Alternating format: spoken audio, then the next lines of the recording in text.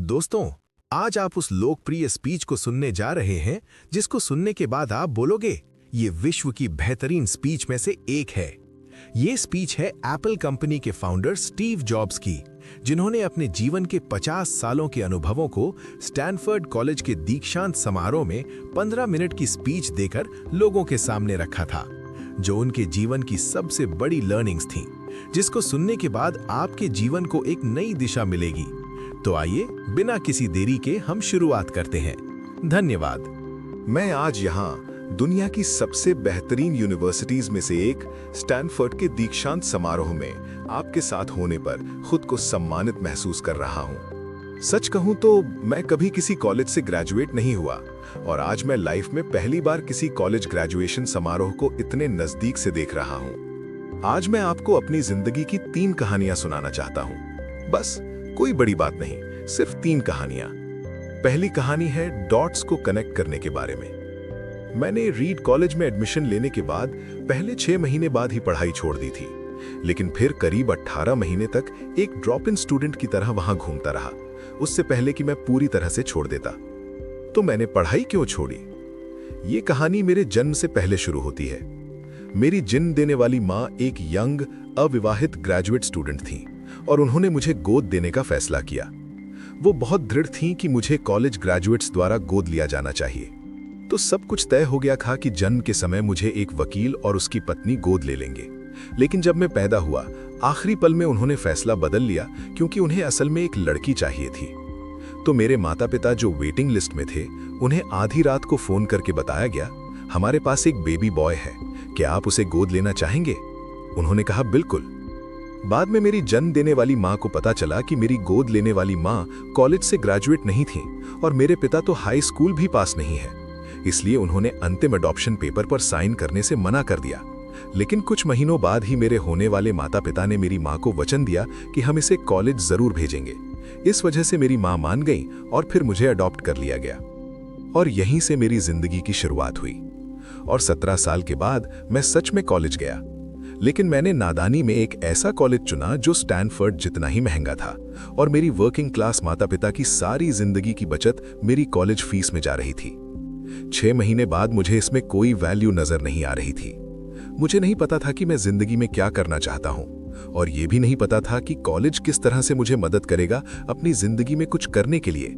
और यहां मैं अपने माता पिता की पूरी कमाई खर्च कर रहा था। तो मैंने पढ़ाई छोड़ने का फैसला किया और यह भरोसा किया कि सब ठीक हो जाएगा। उस समय यह फैसला बहुत डरावना था, लेकिन जब मैं पीछे मुड़कर देखता हूं तो यह मेरी जिंदगी के सबसे अच्छे फैसलों में से एक था। जैसे ही मैंने कॉलेज छोड़ा, मैं उन जरूरी क्लासेस से आजाद हो गया जो मुझे पसंद नहीं थी और मैं सिर्फ उन्हीं क्लासेस को करने लगा जिसमें मुझे इंटरेस्ट था। यह सब करना बहुत आसान और रोमांटिक नहीं था, क्योंकि मेरे पास रहने के लिए हॉस्टल का कमरा नहीं था, तो मैं दोस्तों के कमरों में फर्श पर सोता था। मैं कोक की खाली बोतलों को लौटाकर मिलने वाले पैसों से खाना खाता था और हर संडे 7 मील पैदल चलकर हरे कृष्ण मंदिर जाता था, जिससे कि हफ्ते में कम से कम एक बार मैं पेट भर खाना खा सकूं। मुझे ये सब बहुत पसंद था और जो कुछ भी मैंने अपनी जिज्ञासा और अंतर्ज्ञान का पीछा करते हुए सीखा, वो बाद में अमूल्य साबित हुआ। मैं आपको एक उदाहरण देता हूं। उस समय रीड कॉलेज में देश की सबसे बेहतरीन कैलीग्राफी की शिक्षा दी जाती थी। पूरे कॉलेज परिसर में हर पोस्टर, हर लेबल पर बहुत ही खूबसूरती से हाथ से कैलीग्राफ किया जाता था। क्योंकि मैंने कॉलेज छोड़ चुका था, इसलिए मुझे सामान्य क्लासेस लेने की आवश्यकता नहीं थी। मैंने सिर्फ कैलीग्राफी की क्लास लेने का फैसला किया। मैंने सीखा सेरिफ और सैंस सेरिफ फॉन्ट्स के बारे में, अलग अलग अक्षरों के बीच सही दूरी कैसे रखी जाती है और क्या चीज टाइपोग्राफी को महान बनाती है। ये सुंदर था, ऐतिहासिक था, कलात्मक रूप से सूक्ष्म था, ऐसा कुछ जिसे विज्ञान पूरी तरह से पकड़ नहीं सकता, और मुझे ये बेहद आकर्षक लगा। उस समय इसका मेरी जिंदगी में किसी भी तरह का कोई व्यावहारिक उपयोग होने की कोई उम्मीद नहीं थी। लेकिन 10 साल बाद जब हम पहला मैकिन्टॉश कंप्यूटर डिजाइन कर रहे थे, तो ये सब मुझे याद आ गया और हमने ये सब मैक में डिजाइन कर दिया और ये बहुत ही खूबसूरत टाइपोग्राफी वाला विश्व का पहला कंप्यूटर बन गया। अगर मैंने कॉलेज में वो एक कैलीग्राफी क्लास न ली होती, तो मैक में कभी भी कई टाइपफेस या प्रोपोर्शनली स्पेस्ड फॉन्ट्स नहीं होते। और क्योंकि विंडोज ने मैक को कॉपी किया, तो दुनिया के किसी भी पर्सनल कंप्यूटर में आज सुंदर टाइपोग्राफी नहीं होती। अगर मैंने कभी कॉलेज छोड़ा न होता तो मैं उस कैलीग्राफी क्लास में कभी ड्रॉप इन नहीं करता और पर्सनल कंप्यूटरों में वो सुंदर टाइपोग्राफी नहीं होती जो आज है। बेशक कॉलेज के समय आगे की ओर देखते हुए डॉट्स को जोड़ना असंभव था, लेकिन 10 साल बाद पीछे मुड़कर देखने पर यह बहुत साफ था। आप आगे की ओर देखते हुए डॉट्स नहीं जोड़ सकते, आप उन्हें केवल पीछे देखते हुए जोड़ सकते हैं। इसलिए आपको भरोसा करना होगा कि अभी जो भी हो रहा है वो आगे चलकर किसी न किसी तरह से आपके फ्यूचर से कनेक्ट हो जाएगा। आपको किसी न किसी चीज में तो विश्वास करना होगा, आपकी अंतरात्मा पर, आपकी किस्मत पर, आपके जीवन पर या फिर अपने कर्मों पर। किसी न किसी पर तो विश्वास करना होगा, क्योंकि ये विश्वास करना कि डॉट्स आगे कनेक्ट होंगे आपको अपने दिल की आवाज सुनने का हौसला देगा, और उस समय भी जब आप बिल्कुल अलग रास्ते पर चल रहे होंगे। और यही बात आपको बाकी लोगों से अलग बनाएगी। तो मेरी पहली कहानी से सबसे बड़ी सीख यही है कि जो हो रहा है वो अच्छे के लिए हो रहा है, और अभी आप जो भी कर रहे हैं वो आगे चलकर आपके किसी न किसी काम जरूर आएगा। आप बस अपने आप में विश्वास रखकर करते जाइए जो कर रहे हैं। मेरी दूसरी कहानी प्यार और नुकसान के बारे में है। मैं खुशकिस्मत था कि मैंने बहुत जल्दी वो काम खोज लिया जिसे मैं प्यार करता था। बॉज और मैंने 20 साल की उम्र में मेरे माता पिता के गैरेज में एप्पल शुरू की। हमने बहुत मेहनत की और 10 साल में एप्पल एक गैरेज में 2 लोगों की कंपनी से $2 अरब की कंपनी बन गई, जिसमें 4000 से ज्यादा कर्मचारी थे। हमने 1 साल पहले ही अपनी सबसे बेहतरीन रचना मैकिन्टॉश लॉन्च की थी और मैं अभी 30 साल का हो गया था, और फिर मुझे निकाल दिया गया। आप लोग सोच रहे होंगे आप अपनी खुद की बनाई कंपनी से कैसे निकाले जा सकते हैं। खैर, जैसे जैसे एप्पल बढ़ी हमने एक ऐसे व्यक्ति को रखा जिसे मैं बहुत टैलेंटेड मानता था, ताकि वो मेरे साथ कंपनी चला सके। पहले 1 साल तक सब ठीक चला, लेकिन फिर भविष्य को लेकर हमारी सोच अलग अलग हो गई। आखिरकार हमारे बीच मतभेद हो गए, और जब ऐसा हुआ तो बात बोर्ड ऑफ डायरेक्टर्स तक पहुंच गई और बोर्ड ऑफ डायरेक्टर्स ने उसका साथ दिया, और इस तरह 30 साल की उम्र में मुझे अपनी ही कंपनी से निकाल दिया गया। जो मेरी पूरी अडल्ट लाइफ का फोकस था अब वो खत्म हो चुका था, और ये पूरी तरह से मुझे बर्बाद करने वाला था। कई महीनों तक मुझे कुछ भी समझ नहीं आया कि मैं क्या करूं। मुझे लगा कि मैंने पिछली पीढ़ी के उद्यमियों को निराश कर दिया है, जैसे मैंने वो रिले की छड़ी गिरा दी हो जो मुझे सौंपी गई थी। मैं डेविड पैकर्ड और बॉब नॉइस से मिलने गया और उनसे माफी मांगने की कोशिश की कि मैंने इतनी बुरी तरह गड़बड़ कर दी।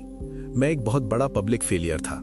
मैंने यहां तक सोचा कि सिलिकॉन वैली छोड़कर भाग जाऊं, लेकिन धीरे धीरे मुझे एक बात का एहसास हुआ कि जो काम मैं करता हूं मैं अब भी उसी काम से प्यार करता हूं। एप्पल में जो भी हुआ उसने मेरे पैशन को थोड़ा सा भी नहीं बदला। मुझे ठुकराया गया था, लेकिन मैं अब भी अपने काम से प्यार करता था।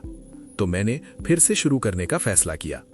उस समय मुझे नहीं दिखा, लेकिन बाद में समझ आया कि एप्पल से निकाला जाना मेरे साथ हुई सबसे अच्छी चीज थी। सफल होने का भारीपन फिर से एक शुरुआत करने वाले के हल्केपन से बदल गया। हर चीज को लेकर कम निश्चित होना, इसने मुझे मेरी जिंदगी के सबसे रचनात्मक दौर में प्रवेश करने की आजादी दी। अगले 5 सालों में मैंने नेक्स्ट नाम की एक कंपनी और पिक्सार नाम की एक और कंपनी शुरू की, और इसी दौरान मैं एक बहुत अद्भुत महिला से मिला जिससे मुझे प्यार हो गया, जो आगे चलकर मेरी पत्नी बनी।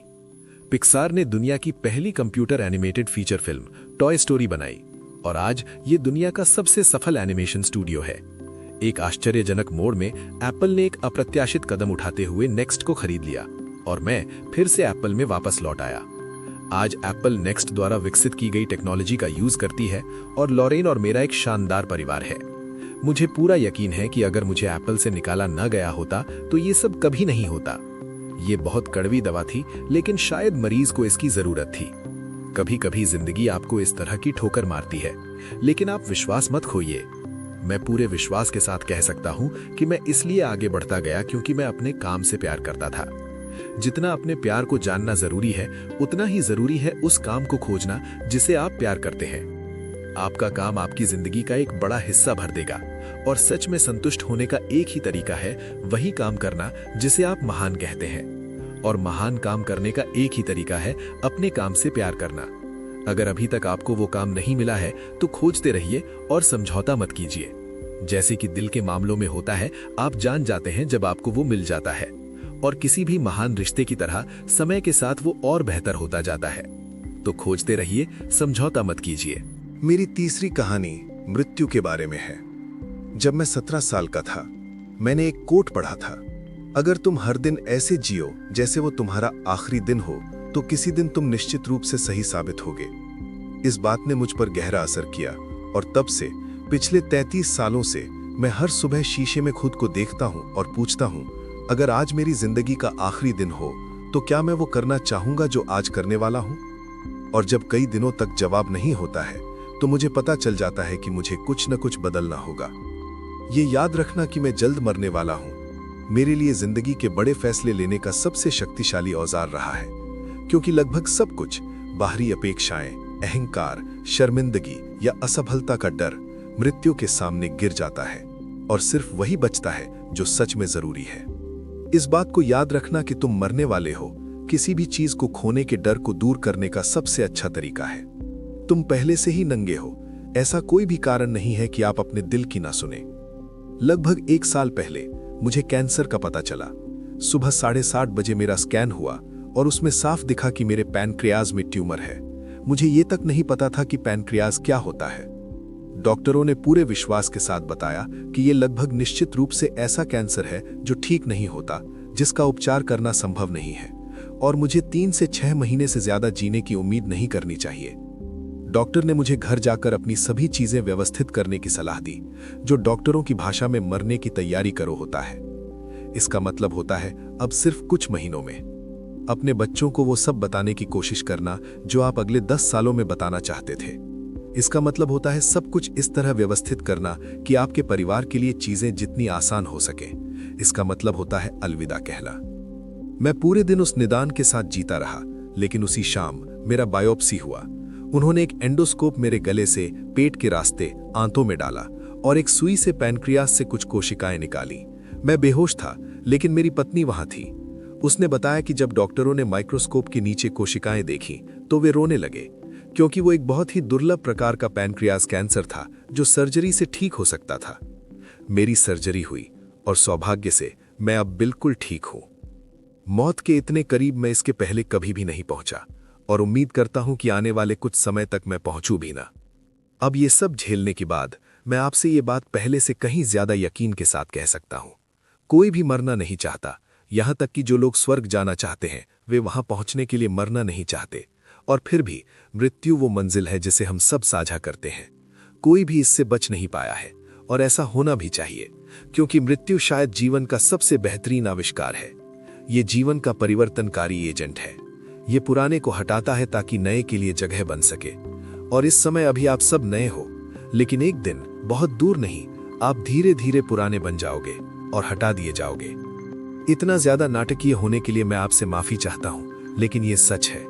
आपका समय सीमित है, इसे किसी और की जिंदगी जीने में बर्बाद मत कीजिए। व्यर्थ की सोच में मत फंसिए।